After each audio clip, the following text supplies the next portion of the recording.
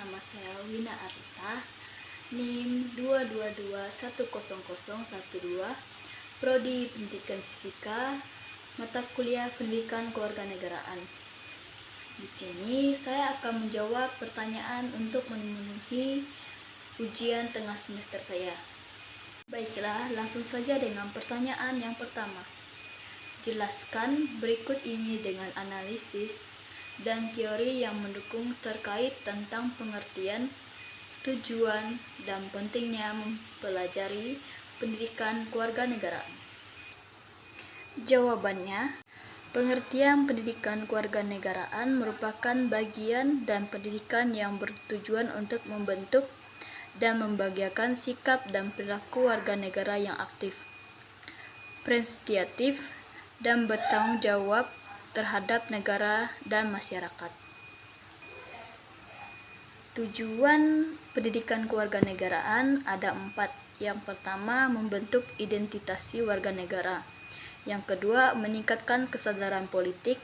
Yang ketiga, mendorong partisipasi demokrasi. Yang keempat, membangun toleransi dan menghargai keragaman.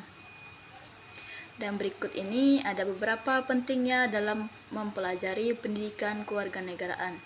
Yang pertama, mempertahankan kelanjutan demokrasi. Yang kedua, membangun kestabilitasan sosial. Yang kedua, menurut pendapat Anda tentang prinsip-prinsip dasar demokrasi? Menurut saya, prinsip yang digunakan untuk mengatasi adanya masalah sosial yang belum terwujud maupun yang sudah terwujud. Ada beberapa prinsip-prinsip demokrasi. Yang pertama, kedaulatan rakyat. Yang kedua, hak-hak mayoritas. Yang ketiga, kekuasaan mayoritas. Pertanyaan yang ketiga. Sebutkan dan jelaskan 4 kewajiban pemerintahan negara dalam mendukung menjamin hak asasi warga negaranya dalam berbagai aspek politik, demokrasi, pendidikan, kesehatan, budaya, sosial, dan agama. Langsung saja dengan jawabannya. Yang pertama, kewajiban politik. Pemerintahan memiliki kewajiban untuk melindungi hak-hak politik warga negaranya. Yang kedua, kewajiban ekonomi. Pemerintahan memiliki tanggung jawab untuk melindungi hak ekonomi warga negaranya. Yang ketiga, kewajiban pendidikan, kesehatan, dan budaya. Pemerintahan memiliki tanggung jawab untuk melindungi hak asasi sosial dan budaya warga negaranya. Yang keempat, kewajiban sosial dan agama.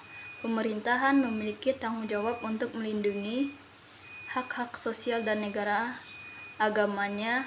Yang keempat, di era globalisasi saat ini menjadi tantangan tersendiri untuk identitas nasional. Maka dari itu, sebagai bangsa yang baik, identitas nasional tetap harus dijaga. Hal tersebut tidak lain dan tidak bukan karena fungsinya adanya identitas nasional itu sendiri. Coba kemukakan tentang globalisasi, tujuan dan fungsi dari identitas bangsa. Jawabannya, yang pertama tentang globalisasi memiliki 4, yaitu tentang homogenisasi budaya, yang kedua perubahan nilai, yang ketiga mobilitas dan migrasi, yang keempat menghadapi tantangan global. Berikut ada juga fungsi identitas bangsa. Yang pertama, membentuk solidaritas dan persatuan. Yang kedua, meningkatkan stabilitas nasional.